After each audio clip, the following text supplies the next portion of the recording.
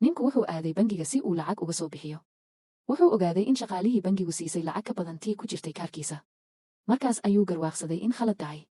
Kadib markii uu naftiisa la tacaalay, ninku wuxuu go'aansaday inuu bangiga ku celiyo lacagtii dheeraadka ahayd. Markuu u dhaqaaqay inuu shaqaalihii u sheego, waxay ku mashquulsanayd ciyaaro. Si xanaaq leh ayay ugu sheegtay inuu halkaas ka tago. Ninku wuxuu yidhi lacag bixintii khalad ayaa ku jiray.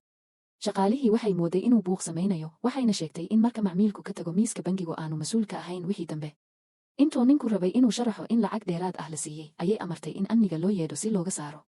Xilligaas ayuu maamulihii bangigu maqlay buuqa oo yimid. Shaqaalihii waxay u sheegtay in ninku qalalaase samaynayo. Maamuluhu wuu canaantay, isagoo xusuusiyey inay dhowaan khaladaad badan samaynaysay sababtoo ah ciyaaro ay shaqada ku mashquulsanayd, islamarkaana ay jireen cabashooyin badan oo macaamiil ah. Wuxuu uga digay in haddii ay mar kale khalad samayso shaqada laga eri doono. Iyaduna waxay ka baqday in arrintu soo baxdo.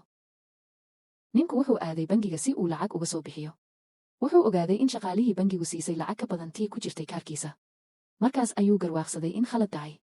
Kadib markii uu naftiisa la tacaalay, ninku wuxuu go'aansaday inuu bangiga ku celiyo lacagtii dheeraadka ahayd.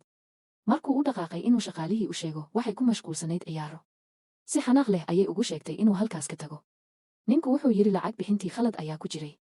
Shaqaalihii waxay mooday inuu buuq samaynayo, waxayna sheegtay in marka macmiilku ka tago miiska bangigu aanu mas'uul ka ahayn wixii dambe. Intuu ninku rabay inuu sharaxo in lacag dheeraad ah la siiyey, ayay amartay in amniga loo yeedho si looga saaro.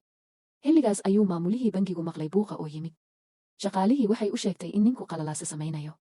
Maamuluhu wuu canaantay, isagoo xusuusiyey inay dhowaan khaladaad badan samaynaysay sababtoo ah ciyaaro ay shaqada ku mashquulsanayd, islamarkaana ay jireen cabashooyin badan oo macaamiil ah.